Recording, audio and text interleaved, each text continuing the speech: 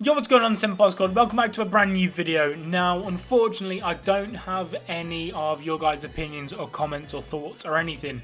No ratings for this episode because, as you guys all know, I'm extremely late doing it. I had no intentions of actually reviewing it last week or this week, technically, whenever you're watching this. I just wasn't in any form or any shape to do anything YouTube-wise. I just wasn't really feeling up to it, and I didn't want to put out a review if that was the case, but I'm still going to go over my opinions. It will probably be quite short because there'll probably be quite vague thoughts in this review because obviously it's been nearly a week since the episode actually aired and I haven't seen it since. But I'll start off with the beginning part of the episode, the beginning quarter, half, whichever you'd like to call it. It was the bit with the birds, I believe, and in my opinion it was a little slow.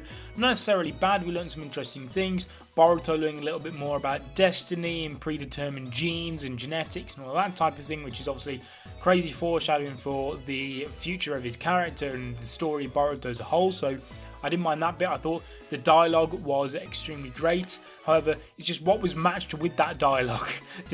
It was just seeing the Boruto just touch the same bird and Jugo just suck the curse marker out the same looking bird over and over again. It was a bit repetitive, a little bit boring.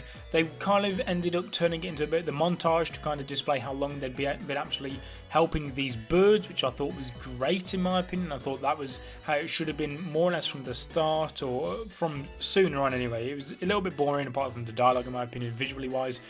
Then we went into a bit of a fight. Now the fight was very short, and honestly I wasn't that excited, as we've had a fight versus Jugo basically every single episode of this arc so far, which is obviously only like 3, but it's been the same kind of fight every episode. Like, you know, we had the long Mitsuki arc where every episode somebody was talking about somebody's will.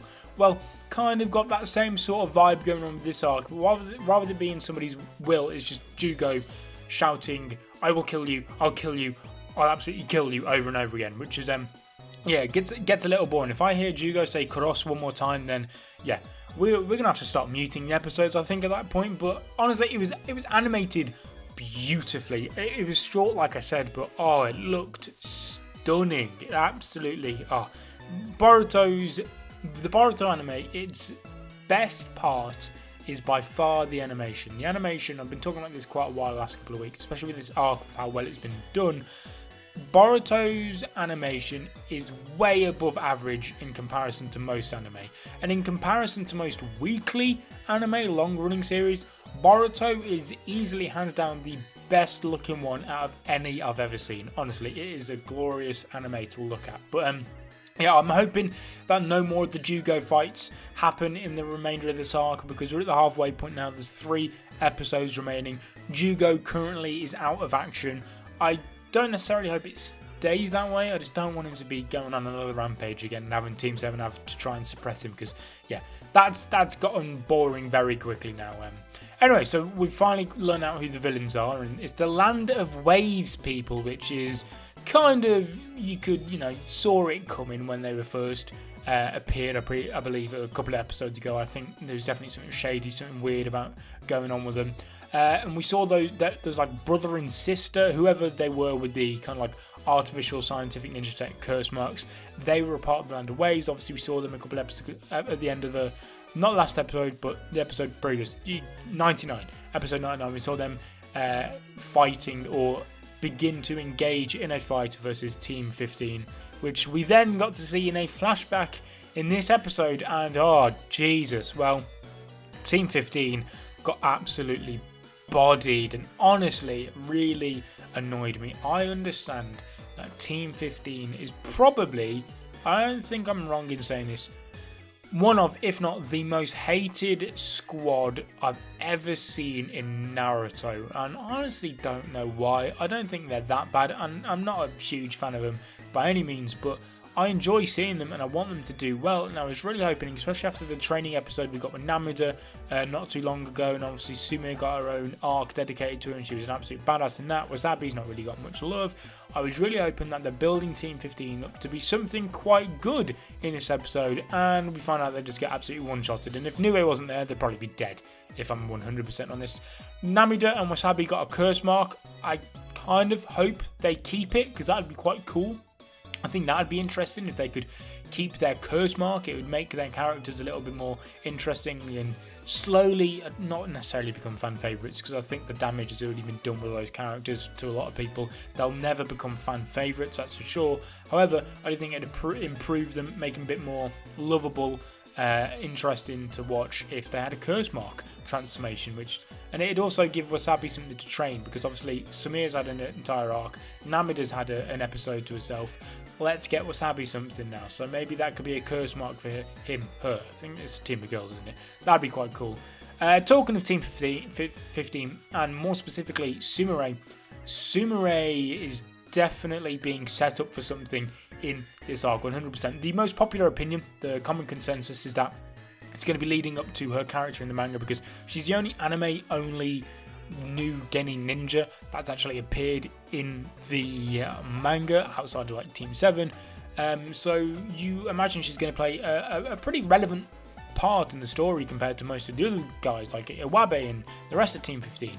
And in the manga, and obviously the anime has changed a lot from the manga, so whether this is the case in the anime, we don't know, but in the manga, minus spoiler if you don't read the manga, she's not a ninja. She quits being a ninja to become a scientist with Katasuke, I believe it's Katasuke, or one of the other scientists anyway. And people are thinking that maybe this arc is going to somehow head into a direction that makes her stop being a ninja. Now, the only way I can see that happening is if something happens to Nue. Now, we know she's been very odd around Nue. Nue's been acting a bit different in this arc. He recently grew up a little bit more. I wonder if at some point in this arc, Nue, something bad's going to happen to Nue. Possibly even die. That'd be... It's not the weirdest stretch of the imagination, if I'm honest. So, yeah, whether that is what happens to Sumire, I'm not too sure, but I do think something will happen to her at some point in this arc, and it will definitely include Nue. I'm sure of it. And then going off the preview of the next episode, Team Taka is reunited once again, it seems, obviously, minus Sasuke, and we're now at the halfway point of the arc. Honda, the screenwriter, obviously said it's going to be a short 6-episode long story. We're 3 episodes in, I believe. Got 3 more. We're at the midway point. From here on out, I'm thinking things should start to heat up. I'm expecting next episode to learn the motive behind the Land of Waves. The second to last episode, so 2 episodes from now, I'm expecting the start of the climax, so possibly a fight versus the bad guys, the bird guy, I forgot his name, Tosaka, I think. I've been suspicious of him from the very start. I think he's definitely connected to the Land of Waves at some point, and I think that's how all this has come together. So I think, because obviously he's the one that put the request in for the mission, and obviously these Land of Waves guys are also there, so yeah, I think that he's going to be involved at some point, but yeah, I think we'll get a reveal of that at some point as well. We'll have the start of the climax with the fighting against the main bad guys, so the brother and sister, and maybe Tosaka or something, I'm not too sure, someone else come along. And then I think the finale will have, possibly, we'll see then what happens to Sumire or Nue. I think that's how the episodes will plan out for the remainder of this arc. I think if it's done in that way, pacing-wise, they won't have a problem. The worst thing they can do right now is to use next episode as a setup episode, because then they've got way too much to do in such a short amount of time, in my opinion. So yeah, that's how I'm predicting the structure for the next episodes will be. We'll see how Team Taka get involved. That'll be very interesting. With them being involved, I'm almost sure we're heading into the climax now in the next few episodes. So yes, guys, thank you so much for watching. Just because I didn't cover your guys' opinions in this episode, don't feel shy. Leave your thoughts and opinions in the comment section down below. As always, subscribe if you're not already to become a member of the Senpai Squad. And I will be seeing you guys in another video. But until then, peace.